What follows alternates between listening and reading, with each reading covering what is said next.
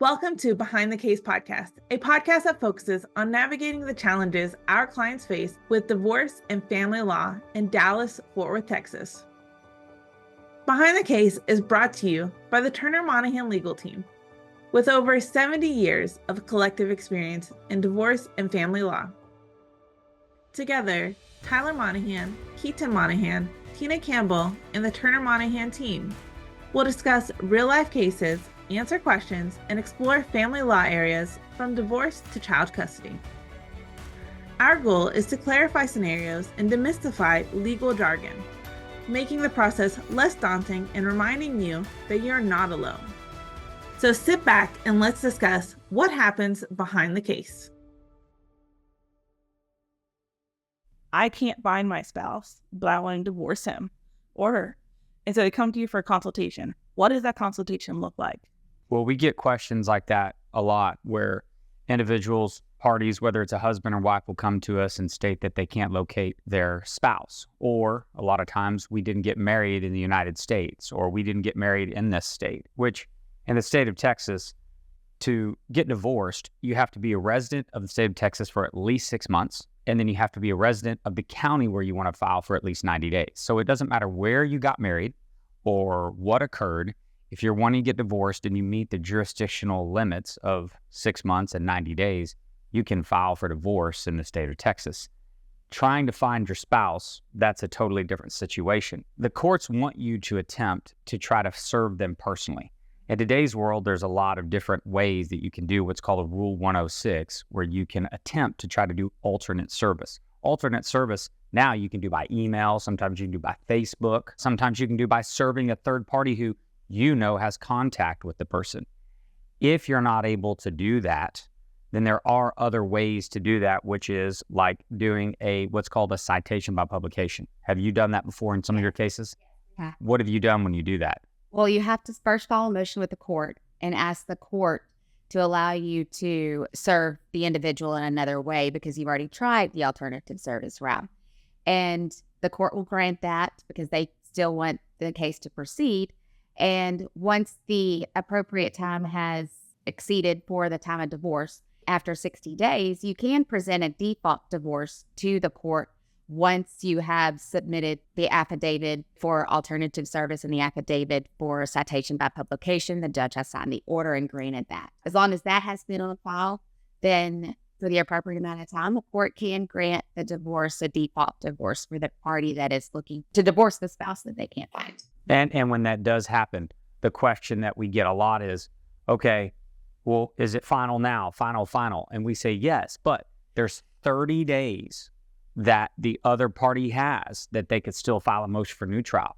And in many cases that I've been involved in, the courts will grant new trials. I hate to say that, but they will. And the reason being is they want what's just and right. They do not have an emotional bias towards either party.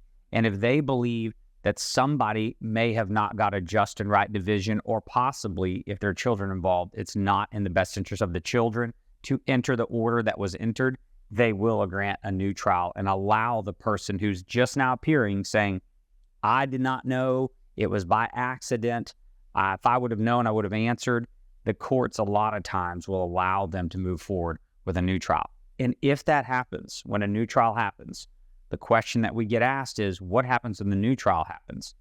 The whole case starts over. You start back with temporary orders. But the saving grace is now you've located that spouse. So now that spouse has come forward. If they decide not to participate, and if they don't do what they're supposed to do in the divorce case, you may end up getting the same type of result that you ended up having when you did the default. So let's say, well, we have two questions that we see a lot pop up. One is, they have kids and you didn't locate the spouse. They don't come back after the 30 days. What happens to the rights for the children if we can't locate that other spouse? So can we serve their child support, but we can't locate them? Are we able to sever the rights of the other parent so that maybe any step parents coming in that wants to step up to that role?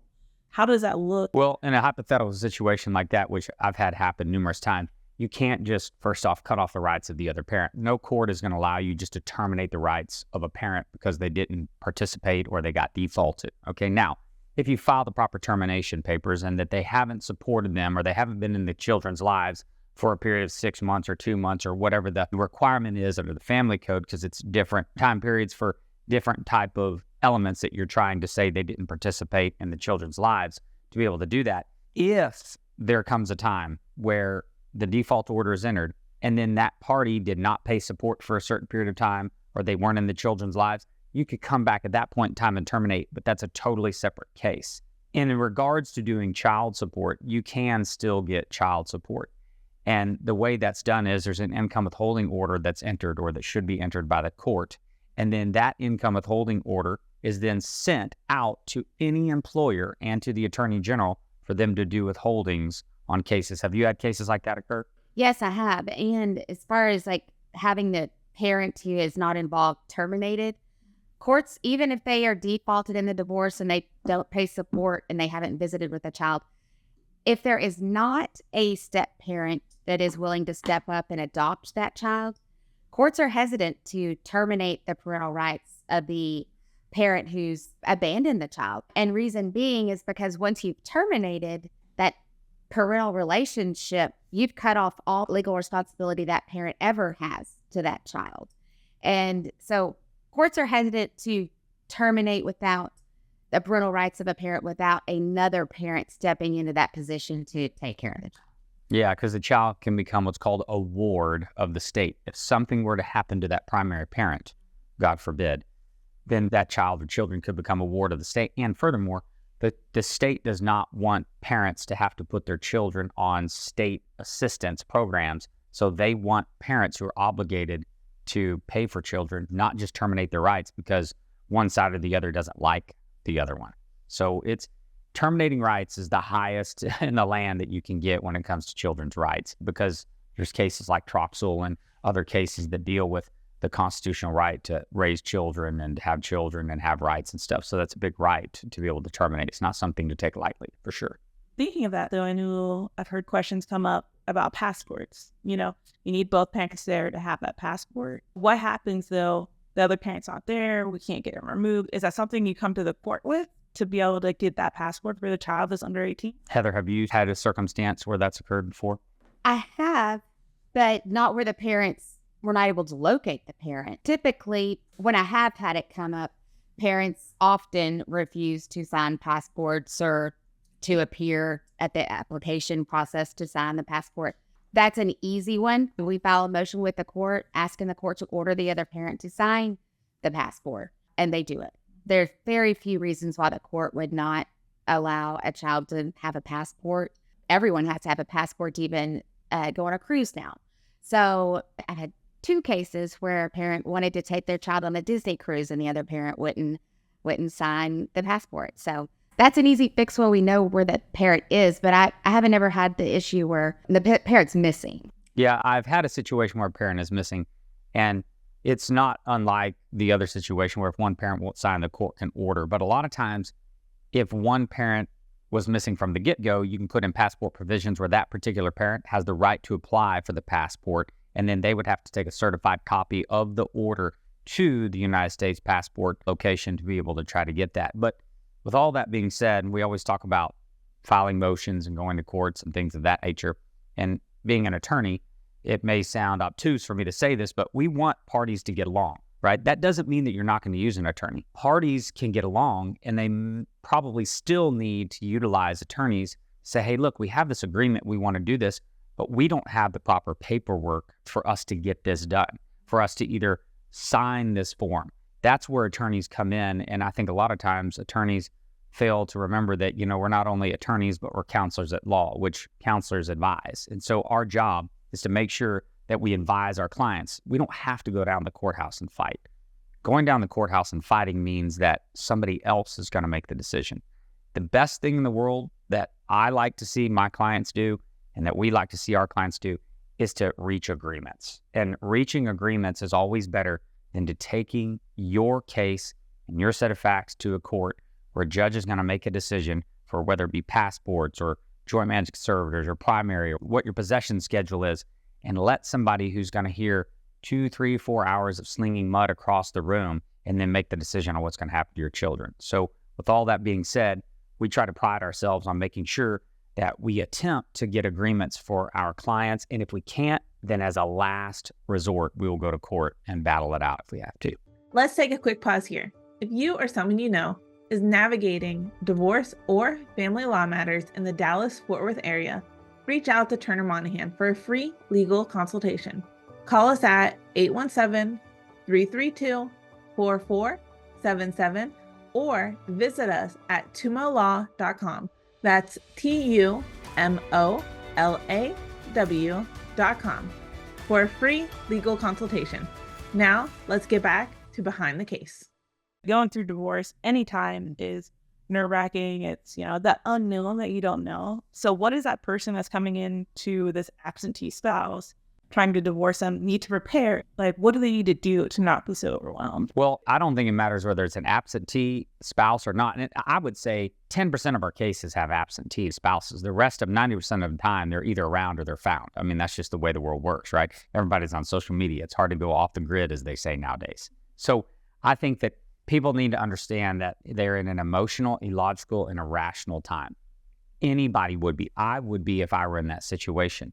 I've been blessed I'm not in that situation, but we attempt to try to make an emotional, irrational, logical time as calming as can be. So our job is not just to be your attorney and fight and yell and scream at the other side and argue in court. Our job is to also be the counselors and the advisors to say, okay, let's step back, let's look at it. I always use the analogy, we are the navigators, they are the captains. If we were the navigators and the captains of the ship and we ran it all our way, then our clients would have no say-so on what happens. But being a navigator and a captain, I think having two of those, it allows us and the clients to get on the same page for us to make good decisions with them. Do you agree with that, Heather? I do agree. And I think what I always tell clients is that the divorce process and custody process is the most emotional time that they're probably ever going to have. It's a death of a marriage. So you're mourning that. You are emotional about your children. But not only that, you also bring in property to it. So now you're talking about your money and your livelihood. So it's a very scary time for a lot of clients. I've had some of the most intelligent professionals that can carry on a conversation with another professional just perfect regarding any topic. But when it comes to their divorce, they become very emotional. When your emotions become involved, common sense is out the door a lot of the times. And so what I tell my clients is you get to be emotional and you get to be upset about what you're going through, but just please reach out to your counselor, your attorney, to get advice on what your next steps should be and how you should react to the other party in the lawsuit that is also very emotional, very stressed out, and very scared. So it does take a team of the attorney. It takes the client to trust the attorney with their life, their children, and their money, but also to listen to like the calming voice of the attorney who is not emotionally involved. And we see things from a different viewpoint than the client does. And that's where we kind of all can come together if we can work together as a team. And to second what she's saying about coming together as a team, and then sometimes you've seen some of the best professionals be able to carry on conversations with other professionals.